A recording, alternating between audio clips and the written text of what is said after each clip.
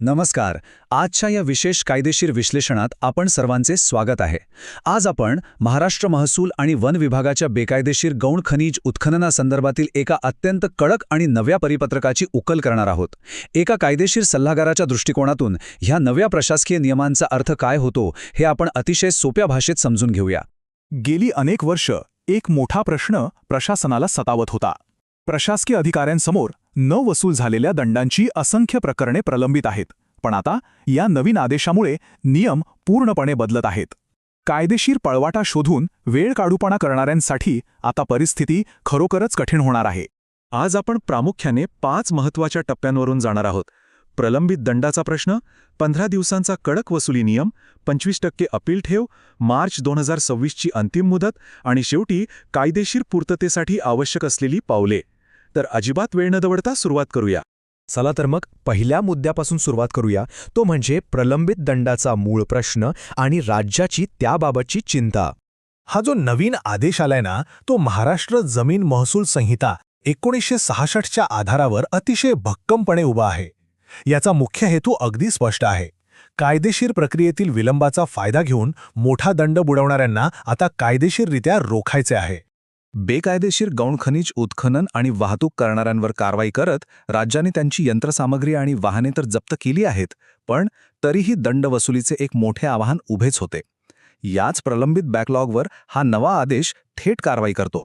आता आपण दुसऱ्या आणि एका अतिशय आक्रमक अशा प्रशासकीय बदलाकडे वळूया. 15 दिवसांचा वसुली नियम. 15 हा आकडा आता फक्त एक संख्या राहिलेली नाहीये, तर तो एक कडक अल्टिमेटम आहे. अधिकाऱ्यांना आता स्पष्ट निर्देश देण्यात आले आहेत की त्यांनी केवळ 15 दिवसांच्या आत दंड वसुलीची प्रक्रिया सुरू केलीच पाहिजे. म्हणजे बघा, कारवाई करण्यासाठी आता वेळ अजिबात दौडायचा नाहीये. जर या 15 दिवसांच्या आत वरिष्ठ अधिकाऱ्याकडून अधिकृत स्थगिती आदेश म्हणजेच स्टे ऑर्डर आणला नाही तर थेट वसुली सुरू होईल. याचाच अर्थ संबंधितांवर तात्काळ आर्थिक जबाबदारी येऊन पडते.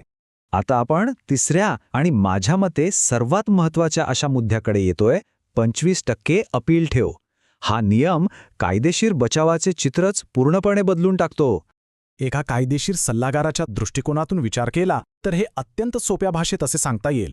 जर तुम्हाला या दंडाला आव्हान द्यायचे असेल तर आता नुसता अर्ज चालणार नाही. तुम्हाला एकूण दंडाच्या 25% रक्कम आधीच जमा करावी लागेल. ती जमा केल्याशिवाय मूळ आदेशाला स्थगिती मिळण्याचा साधा विचारही प्रशासन करणार नाही. थोडक्यात सांगायचे तर जुनी आणि नवी पद्धत यात जमीन आसमानाचा फरक आहे. आधी काय व्हायचे? लोक फुकटात कायदेशीर विलंबाचा फायदा घ्यायचे आणि दंड भरणे टाळायचे. पण आता कारवाई थांबवायची असेल तर आधी 25% रक्कम खिशातून काढावीच लागेल. ही खऱ्या अर्थाने एक मोठी आर्थिक बांधिलकी आहे. आता वळूया चौथ्या आणि एका कठोर वास्तवाकडे. मार्च 2026ची अंतिम मुदत.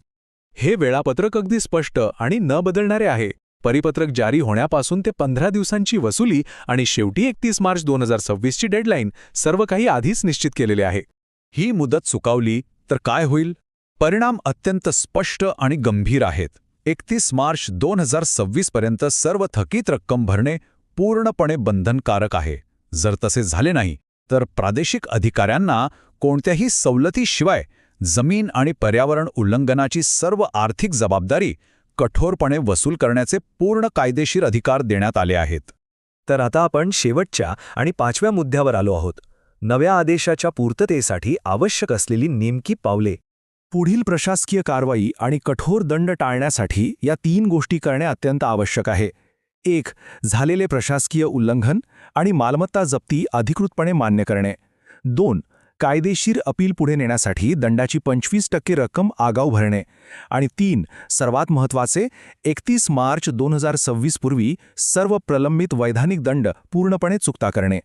आपण आता या विश्लेषणाच्या शेवटी आलो आहोत. पण जाता जाता एक महत्त्वाचा प्रश्न नक्कीच उरतो. हे सगळे मोठे आर्थिक अडथळे आणि इतक्या कडक मुदती पाहता कायदेशीर पळवाटा शोधून दंडातून सही सलामत सुटण्याच्या युगाचा आता खऱ्या अर्थाने अंत होईल का? यावर नक्की विचार करा. आजच्या या सत्रात जोडले गेल्याबद्दल खूप खूप धन्यवाद.